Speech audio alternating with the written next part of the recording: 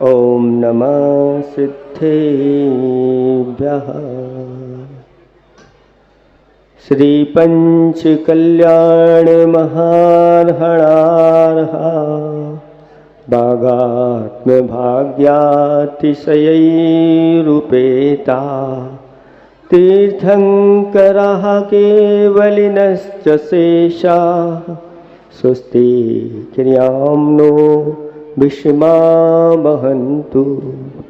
ये शुद्धमूलोत्तर सद्गुणानां माधार भावा धनगार संज्ञा निर्ग्रंथवर्या निर्बद्धचर्या स्वस्ति क्रियां नो विषमा वहन्तु। देवादिदेव 1008 कैवल्य कमलापति आदि ब्रह्मा आदिनाथ भगवान की। देवादिदेव 1008 वर्तमान शासन नायक महावीर भगवान की। परम उपकारी परम पूज्य स्वट आचार्य प्रवर गुरुवर श्री विद्यासागर जी महामुनिराज की। परम पूज्य स्वट नवाचार्य श्री समय सागर जी महामुनिराज की। 3 कम 9 करोड़ मुनिराजों की पंच कल्याणक महामहोत्सव की।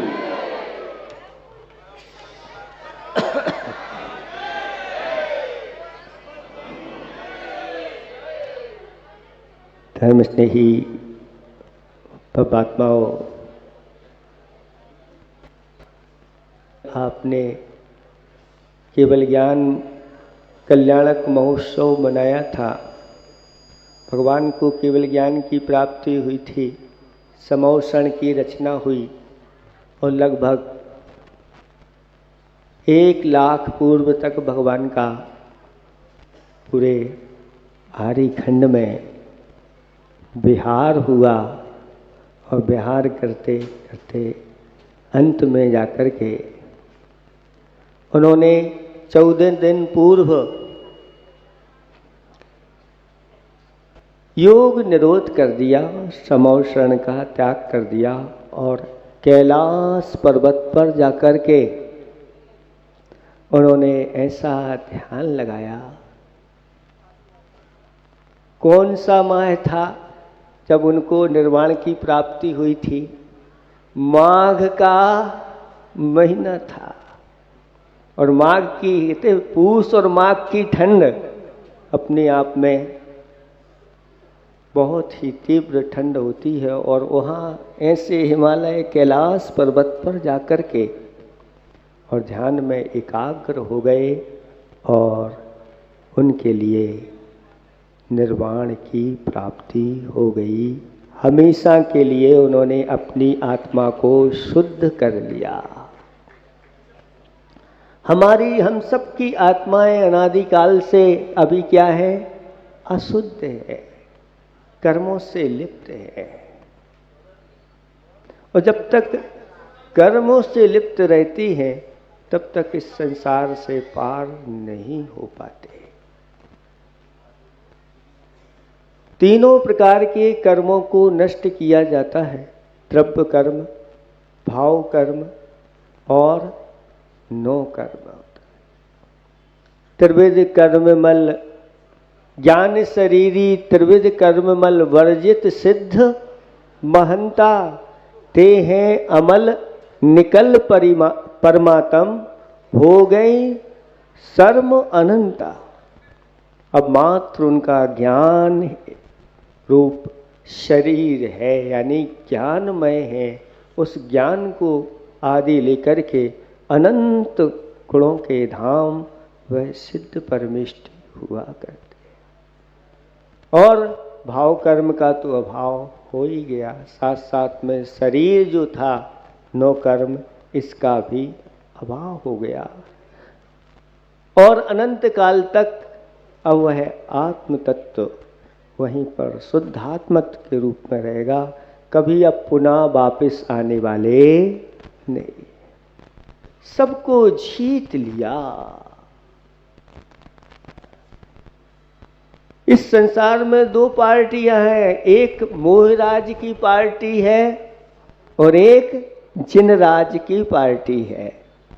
मोह का साम्राज्य तो सर्वत्र संसार में फैला हुआ है, लेकिन 6 महीने 8 समय में 608 जीव इस मोह राज पर विजय प्राप्त करके जिन राज की पार्टी में शामिल होकर के और सिद्धालय में विराजमान हो जाते। कहा है कि संयम के बिना तप नहीं होता, एकाग्रता के बिना जप नहीं होता, अंतर आत्मा का आवाहन सुनो बंधुओं, मोह को जीते बिना कोई आदिनाथ नहीं होता, महावीर नहीं होता।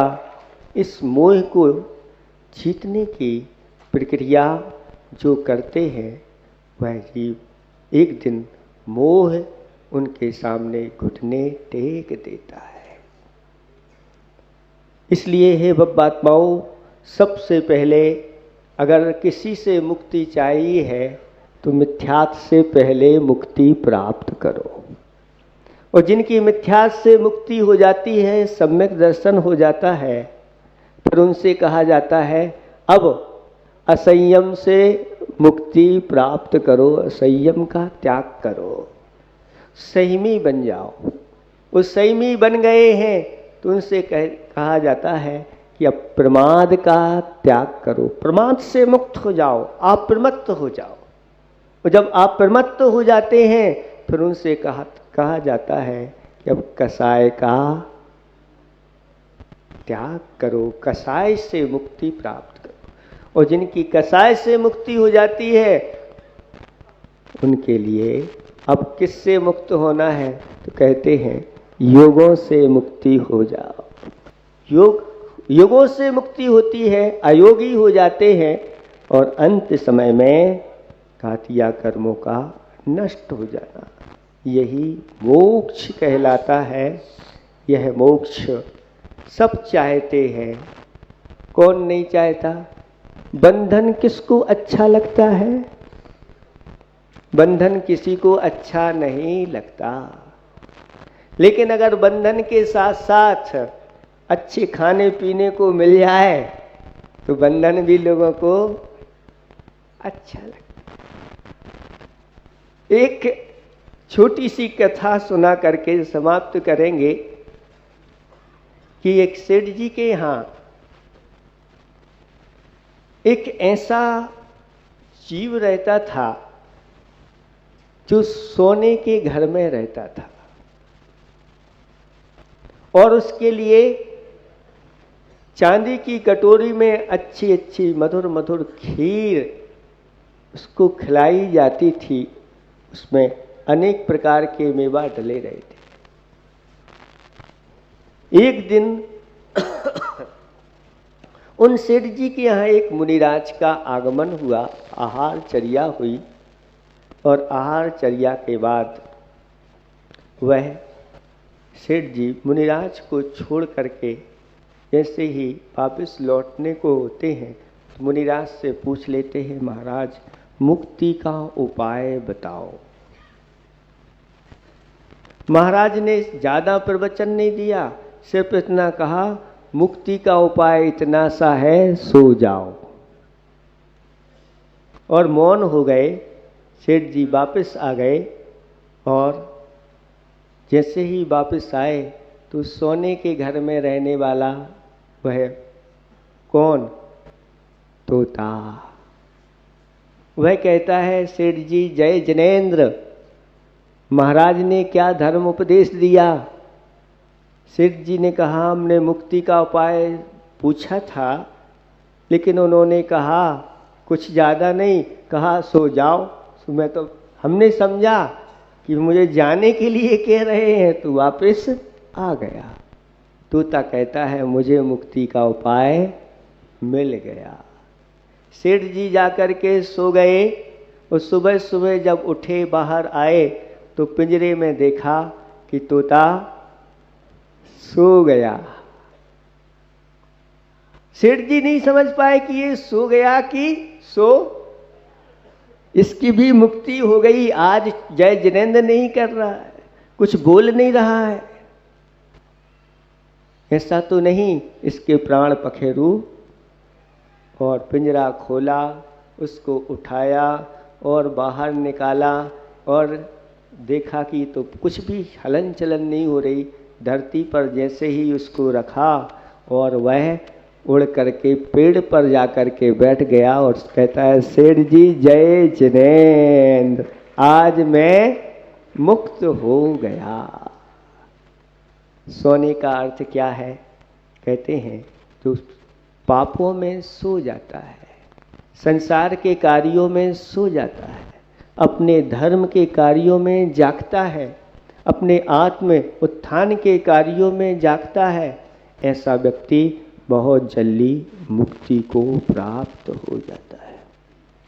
ये संसार का सुख सुखाभास है, सुख जैसा लगता है, लेकिन बाद में अनेक प्रकार की दुखों की परंपरा को बढ़ा देता है।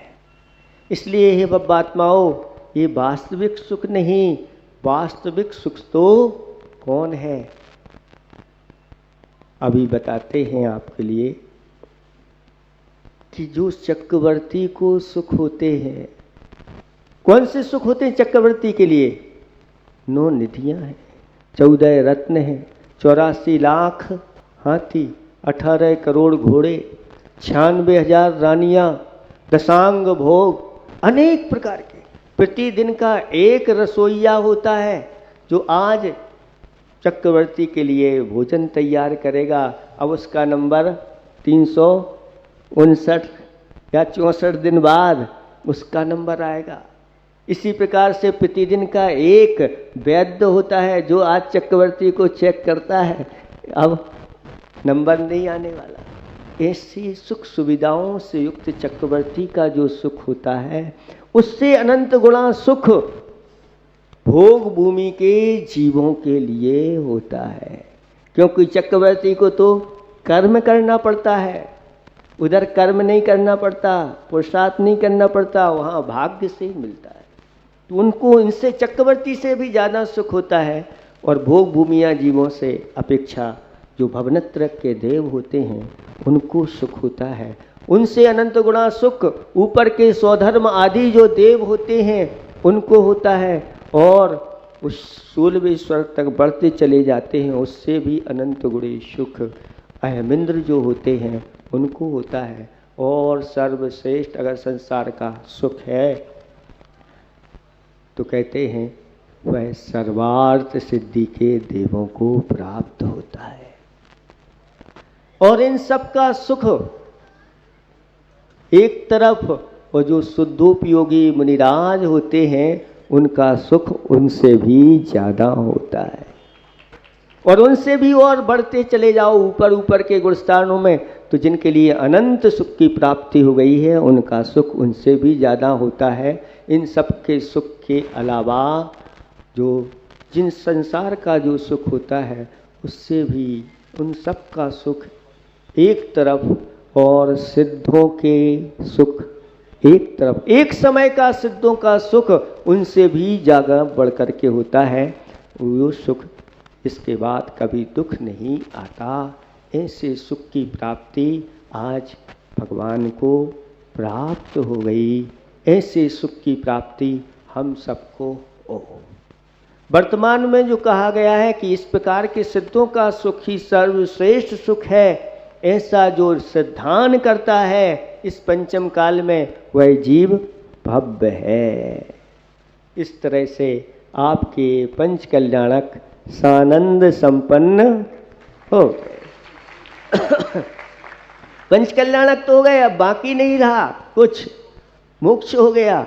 अब बाकी रह गया है तो अब जो आपने इन 6-7 दिनों के अंदर जो पुरुषार्थ किया है और उसका आपको फल मिल गया है, तो अच्छी तरह से अब उसका उपसंहार कहते हैं कि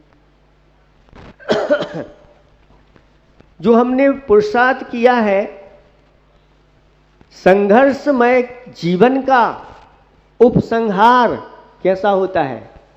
हर्षमय होता है। जो आपने दान और पूजा की है, दान दे मन हर्ष, तो अब आपको दोपहर में अच्छी तरह से हर्ष यानी आनंद की अनुभूति करना है, अच्छी परिक्रमा आदि लगा करके धर्म की प्रभाव, ये उद्यापन कहलाता है। जैसे किसी के व्रत अच्छे से हो जाते हैं तो फिर वह आनंदित होता है, सबको बुला करके बाजे वाद्य बजाते हुए आनंद, आज मेरा व्रत पूरा हो गया। ऐसे ही आपके ये पंच कल्याणक आज पूरे हो गए, इसकी खुशी में सब आनंदित। और सबको ध्यान रखना है, अभी आपने पूजा पाठ का तो आनंद ले लिया, लेकिन जिस दिन प्रारंभ हुआ था, पात चैन आदि हुए थे, सभी से कहा था ये उधारी में पंच कल्याणक नहीं, उधारी में पंच कल्याणक करोगे तो आगे जाके फल भी आपको उधारी में मिलेगा। कैसा फल मिलेगा? जैसे अगले भाव में घोषणा कर दी गई कि आपको राजा बनाया जाएगा, लेकिन अभी सामने वाला जब राजगद्दी छोड़ेगा तभी तो उस गद्दी पर बैठ पाओगे, और अंतराय पड़ जाएगा। कैसा पड़ जाएगा कि अब 1 साल हो गया अभी तक गद्दी नहीं छोड़ रहा, 2 साल हो गए गद्दी नहीं छोड़ रहा, बस घोषणा कर दी अब बना। ऐसे ही आपने घोषणा कर दी तो फल भी ऐसा ही मिलता है। कर्म किसी को छोड़ता, आप कितने भी चतुर बन जाओ, कर्म किसी को छोड़ता नहीं।